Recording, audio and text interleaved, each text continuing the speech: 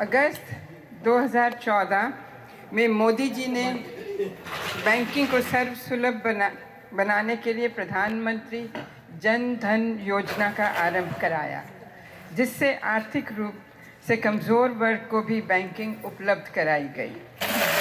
तो अब देखिए, वो जन धन योजना के बाद आपने सुना नोटबंदी हुई, डिमोनेटाइजेशन।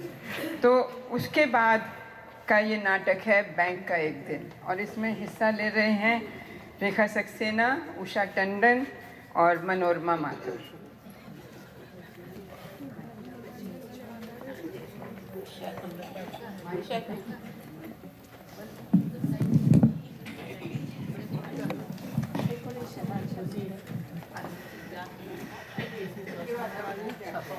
नमस्कार जी मैनेजर साहब, नमस्कार। आइए आइए, कहिए क्या काम है आपको? मैनेजर साहब, मुझे ये जो धन है, आपका अकाउंट जो है जन धन धन अकाउंट, उसमें मुझे अपना खाता खुलवाना है। हाँ तो खुलवा लीजिए।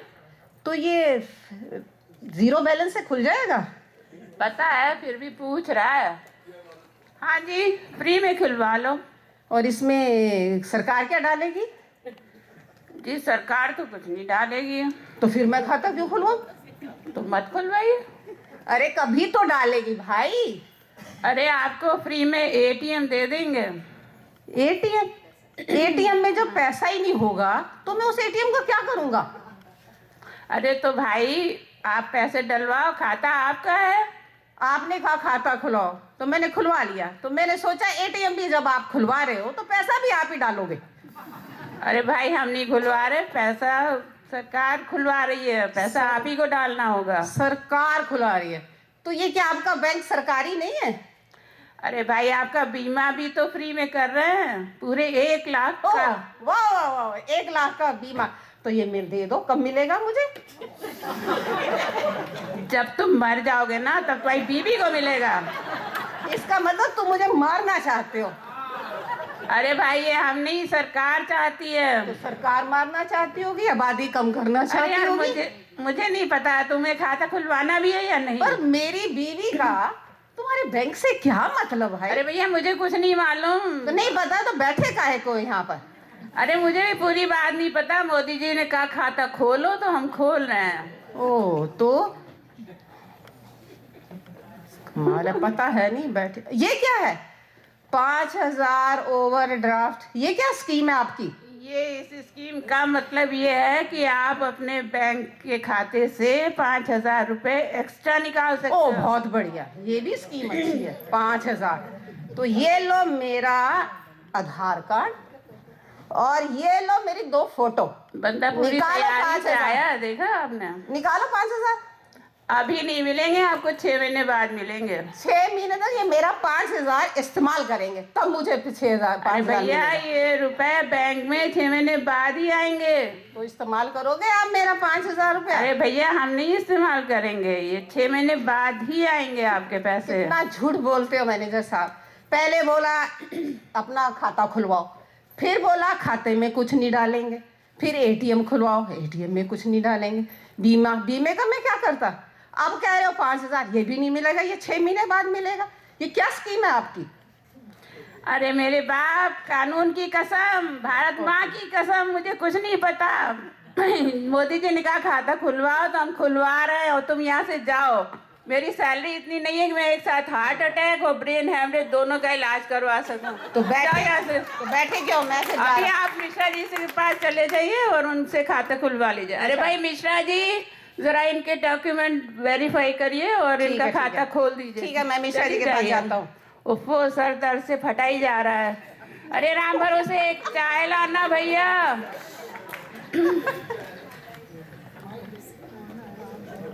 मैनेजर साहब, अरे मैंने कहा मैनेजर साहब। हाँ जी, आपको क्या काम है? ये वो मुझे जरा अकाउंट खुलवाना, पैसे जमा कराने। कौन से पैसे? पुराने नोट जमा कराने? अरे आपका इंटरव्यू होगा पहले। जी जी जी जी, क्या कहा आपने? आपको पुराने नोट जमा कराना है तो उसका इंटरव्यू लेना पड़ेगा। इंटरव्यू? अच्छा जी। अच्छा जी, मैं अभी आता हूँ, 1 मिनट।